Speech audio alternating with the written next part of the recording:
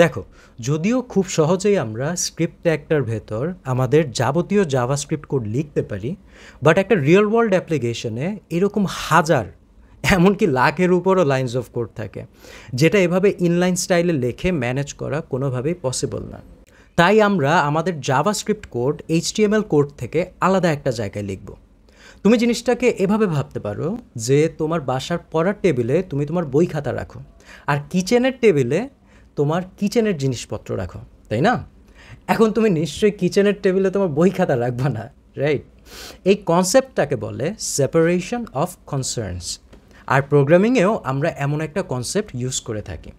তাই আমরা আমাদের এইচটিএমএল আর জাভাস্ক্রিপ্ট কোডকে আলাদা রাখতে চাই, কারণ এইচটিএমএল এর কাজ হলো ওয়েবসাইটের কন্টেন্টকে স্ট্রাকচার দেয়া, আর জাভাস্ক্রিপ্টের কাজ হলো ওই ওয়েবসাইটটার কন্টেন্টগুলো কীভাবে বিহেভ করবে সেটাকে ডিফাইন করা।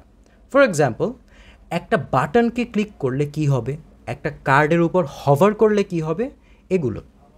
সো জাভাস্ক্রিপ্ট একটা ওয়েবসাইটের বিহেভিয়ারকে ডিফাইন করে এবং কন্ট্রোল করে, রাইট? নাও ভিএস কোডের এক্সপ্লোরার উইন্ডোতে একটা নতুন ফাইল খুলে ফেলো, index.js নামে। আর আমাদের index.html ফাইলের স্ক্রিপ্ট ট্যাগটার ভেতর আমাদের যে জাভাস্ক্রিপ্ট কোডটা ছিল সেটাকে কাট করে ওই index.js ফাইলটার ভেতর পেস্ট করে দাও। এখন আমরা আমাদের কোডকে সেভ করে ফেলি। সো Ctrl+S অ্যান্ড আমাদের কোড সেভ হয়ে গেছে। বাই দ্য ওয়ে, যেহেতু আমরা একটা আলাদা জাভাস্ক্রিপ্ট ফাইল বানিয়েছি, এই নতুন জাভাস্ক্রিপ্ট ফাইলটা সম্পর্কে আমাদের এইচটিএমএল ফাইলকে অবগত করতে হবে। সো এইচটিএমএল ফাইলটা খোলো, আর ওখানে যে স্ক্রিপ্ট ট্যাগটা ছিল সেটায় একটা অ্যাট্রিবিউট লেখো। সো অ্যাট্রিবিউটটা হচ্ছে এসআরসি, যেটার ফুল ফর্ম হচ্ছে সোর্স, অর্থাৎ এই স্ক্রিপ্ট ট্যাগটার কোড কোথা থেকে আসবে, উৎসটা কি কোডের। সোর্স অর্থ হচ্ছে উৎস। সো এখানে সোর্সের ভেতরে কোটেশন মার্কের ভেতর লিখে ফেলো index.js, অর্থাৎ এই স্ক্রিপ্ট ট্যাগটার কোডগুলো আসবে আমাদের এই index.js ফাইল দিয়ে। এখন আমাদের ব্রাউজার এই index.js নামক ফাইলটা সম্পর্কে জেনে গেছে, তাই কোড এক্সিকিউশনের সময় এই স্ক্রিপ্ট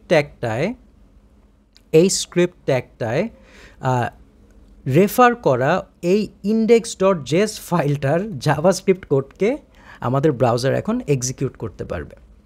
আমরা আমাদের কোডকে এখন সেভ করে ফেলি। So Ctrl+S।